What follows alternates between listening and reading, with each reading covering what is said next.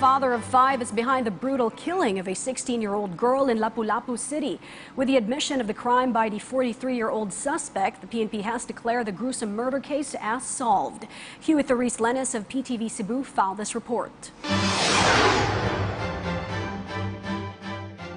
The suspect who admitted to killing 16-year-old Christine Lee Silawan was identified as 45-year-old Renato Lianes, aka Renren. Lianes, a father of 5, admitted to reporters in a press conference at the Police Regional Office Central that he was under the influence of illegal drugs when he murdered Silawan on the evening of March 10. Ako lang gyang kuantanan, ako rin ang patay.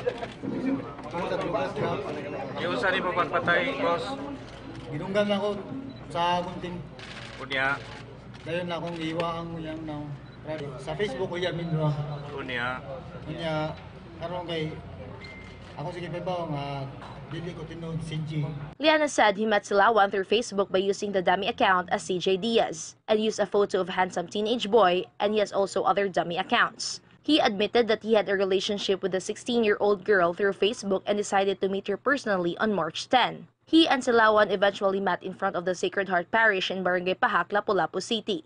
Lianes told reporters that upon seeing that he was older than what he claims on Facebook, Silawan decided to walk away from him. This prompted Lianes to chase Silawan until they reached Sitio Mahayahay in Barangay Bangkal. Lianes said upon reaching the area, he asked Silawan to have sex with him, but she refused. Lianes then started mauling Silawan and attempted to rape her, but could not do so because he already stabbed her. Using a pair of scissors, Lianes then stabbed Silawan several times until she died. He then started peeling Silawan's face so she could not be identified if her body was found. Lianes admitted he learned to peel off the skin of the face through instructional videos posted on Facebook and through the controversial Momo Challenge. He said he regretted doing the deed after his conscience haunted him. Police Director General Oscar Albayalde, Philippine National Police Chief, said they will be filing separate murder charges against Lianes following his admission to killing Silawan. Well, we can probably say it's solved, no? Pag-file ng kaso, and of course, it will boost our case kapag labas ng DNA test, no?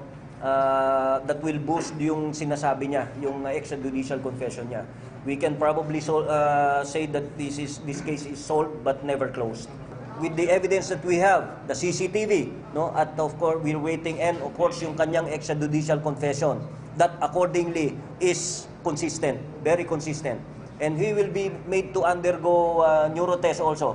Albayalde said aside from killing Silawan, Lianes was also identified as part of the drug watch list of the Lapu-Lapu City Police Office. If you will ask, nganong na naman sa gunting? On that day pala, ati silang unta magkita ni Christine Lee dito sa simbahan, magpakorte unta siya. Nama siya amigo nga magkorte sa iyang buhok. So, wala man dito, wala man dito, so iyagi dalang gunting. Following his arrest last Tuesday, Lianes admitted to killing Silawan through an extrajudicial confession in the presence of his private counsel and the lawyer from the public attorney's office. He admitted the commission of the crime that he killed Christine Lee Silawan. I want him to withdraw all the statements he made, that he insists that he will continue because he bothered of his conscience. There are also recovered pieces of evidence, and he also wanted the ex-boyfriend of Christine Lee Silawan to be set free. Most of the crimes that are being committed have roots from the use of illegal drugs, no? And this has been what has been our president have been saying for so many times already, na ito nga ang problema natin sa illegal na droga. That's why we have these heinous crimes that are being committed by ordinary people. Tayo, mga magulang, no, we would like to warn our parents to make sure yung mga anak nila titignan kung ano yung pinapanood sa sa social media, no, sa internet, no? Kasi kung ano-ano na ang lumalabas sa internet ngayon. From PTV Cebu, this is Huey Therese Lennis for The Nation.